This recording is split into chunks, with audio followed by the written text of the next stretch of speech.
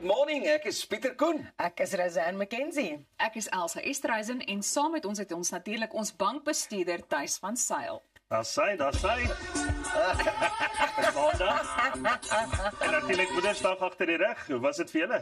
Dit was so heerlik. Dit was vir my so lekker om tyd met my gesin te spandeer. Ons het 'n bietjie gaan kuier daar by die Nairok Sculpture Park en my man het in die orkes gespeel gister. So dit was baie lieflik. Heerlike Moedersdag. Moedersdag gevier, heerlike smaaklike Sondagmiddagete.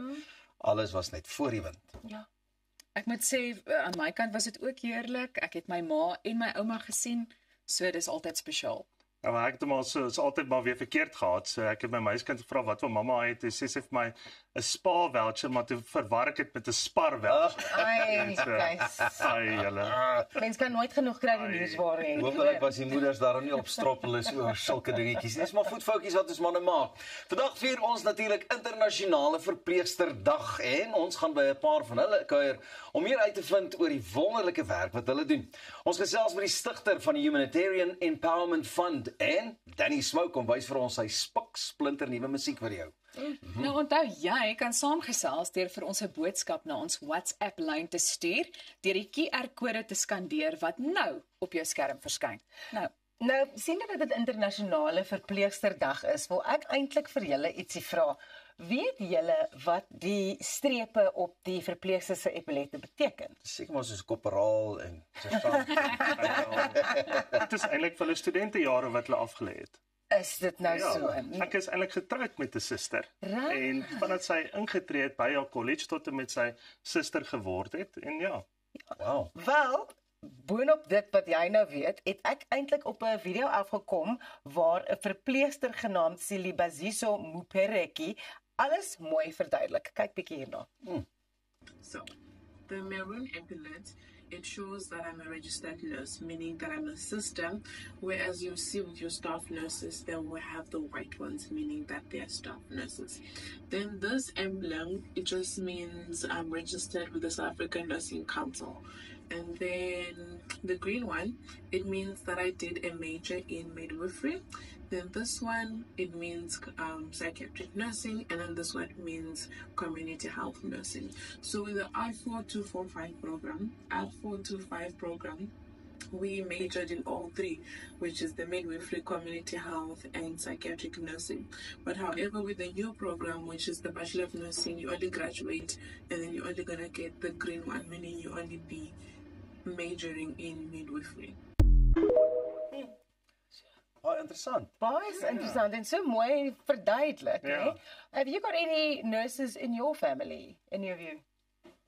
Ek kan begin deur te Ja? sê my tannie was 'n verpleegster gewees en my ouma wat elke oggend inskakel was ook 'n verpleegster gewees. Ouma Betsy, hallo ouma Betsy. My ma is 'n verpleegster. Ja? My ma is 'n verpleegster. Sy is by die Charing Cross Hospitaal in Londen. So sy's al amper 25 jaar daar as verpleegster en sy het ook toe sy hier was by die Groote Schuur Hospitaal in die Kaap gewerk. Ja. Pieter?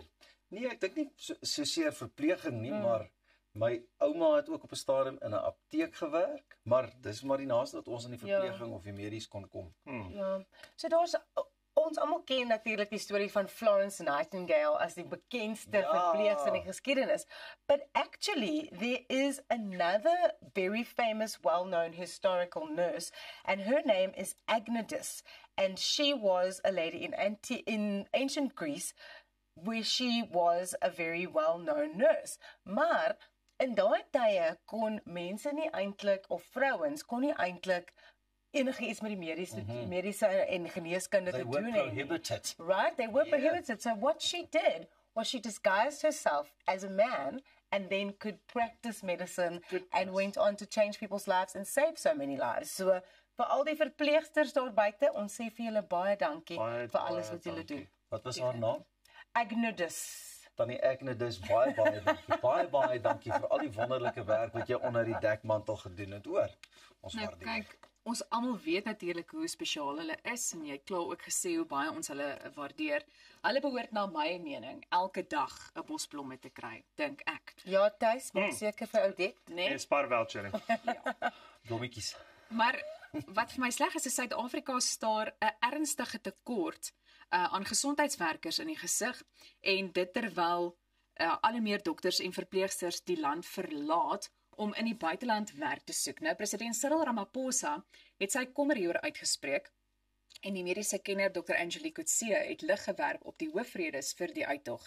Sy sê dokters in Suid-Afrika ervaar uiterste uitbranding en stres wat hulle dwing om beter werksomstandighede oor see te soek. En sy noem ook dat die onsekerheid rakende die voorgestelde nasionale gesondheidsversekering, toegang tot beter mediese versekeringsstelsels in ander lande, hoë misdaadsyfers en probleme met plaaslike aanstellings tot die besluit om die land te verlaat bydra. Nou ja, die NGV skep glo onsekerheid en dit sal dokters uit die land dryf en dit is die waarskuwing wat volg. So ek wonder net, hoe kan 'n mens verseker dat dit nie gebeur nie, jy weet, en wat is die oplossing vir hierdie sogenaamde uittog? Ja, ek dink as hy gaan begin, die omstandighede maak dit maar moeilik vir 'n dokter om te wil praktiseer vir langtermyn in Suid-Afrika, veral byvoorbeeld dalk 'n jong dokter wat nou, kom ons sê 4 of 5 jaar praktiseer met 'n jong gesin met die uitkyk van wat. So dit is een van die groot elemente. En natuurlik, jy weet, reg oor die wêreld is mediese wat soms 'n tekort beroep. Veral dokters, verpleegsters.